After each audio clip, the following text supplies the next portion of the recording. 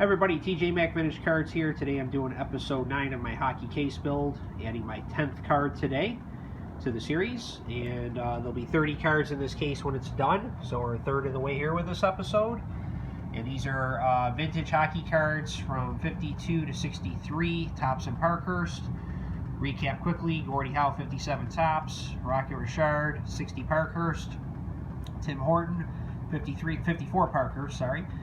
Frank Mahavlich, 63 Parkhurst, Dickie Moore, 61 Parkhurst, Milt Schmidt, 54 Parkhurst, and sliding down to the second row we got Doug Harvey, 59 Parkhurst, the great Bobby Hall, 61 Topps, and then last episode we did Jean Ratelle, the great gentleman, in 62 Topps. And fittingly, we're doing a player that would not be classified certainly as a great gentleman on the ice, and that is Ted Lindsay, known as Terrible Ted, in the title of this episode. Here he is depicted in his 54 Parkhurst card. And I'm just going to talk about this card for a minute or so here. This card has a red star depicted behind him, and that meant that he was a first-team All-Star that year for the 53 season. And if you notice here on another 53 Parkhurst, there's a blue star. That meant that 54 Parkhurst, that meant that Tim Horton was a second-team All-Star in the 53 season. And if it's just a regular player card from that year, like the Milt Schmidt, you'll see an image of the player in some type of action shot from that season. And most were, I believe, taken in Maple Leaf Gardens, which is kind of interesting.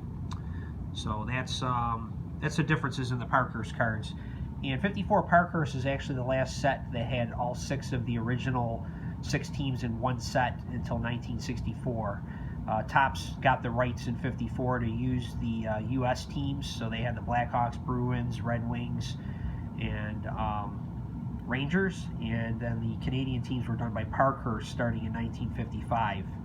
So that's why you see, like, the Parkhurst sets, if you ever look at them, you're not going to see any American teams until, I believe, 61, when they were able to get the Detroit Red Wings added to their sets. So at that time, it was Detroit, starting in 61, Detroit, the Maple Leafs, and Canadians and Parkhurst, and then the 3 remaining American teams, Blackhawks, Bruins, and Rangers, with Topps. So just a real quick background on that.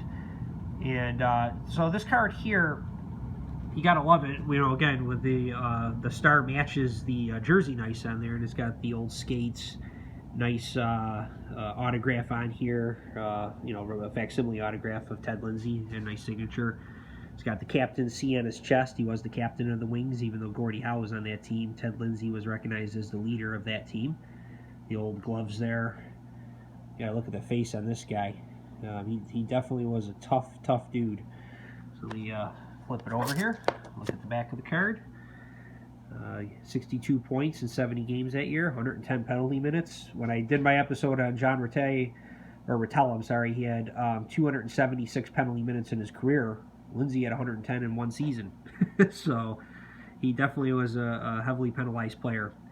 But here it talks about him being the captain, the spark plug of the team. He was the oldest player in point of service at that point.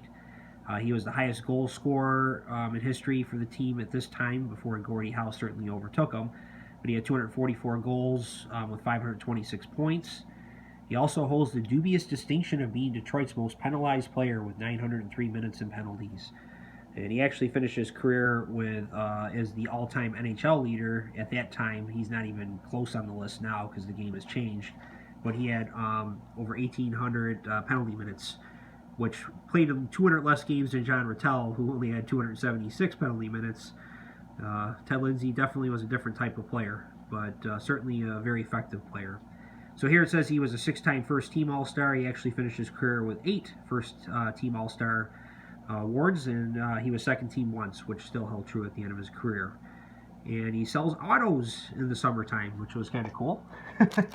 Couldn't certainly afford to make a living just playing hockey back then, so a lot of these guys had jobs, which I always found really interesting. You know, seeing maybe one of your hockey heroes selling you a car, kind of cool.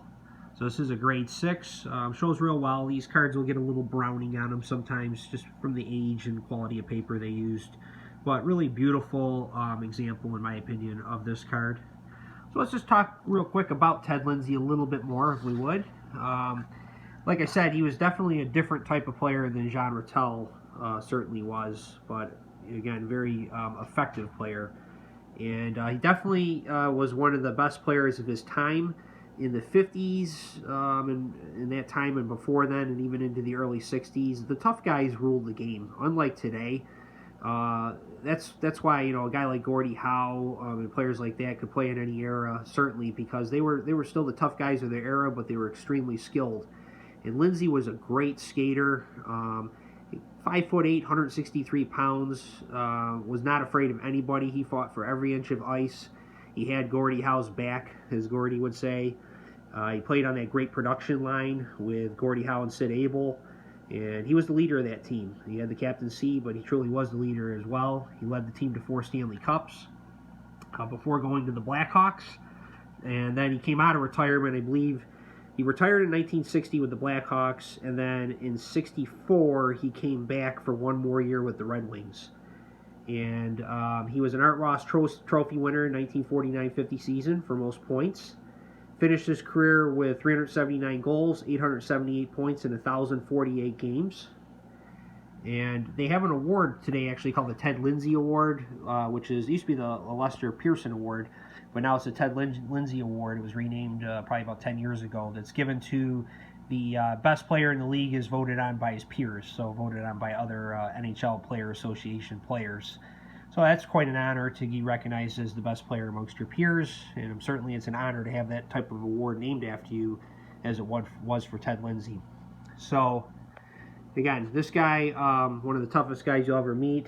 He had a craggy face, as you can see here, all the lines in his face.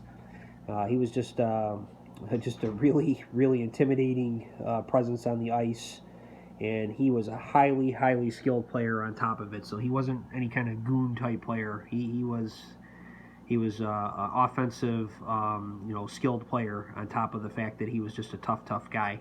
So very, appropriate for the time that he played.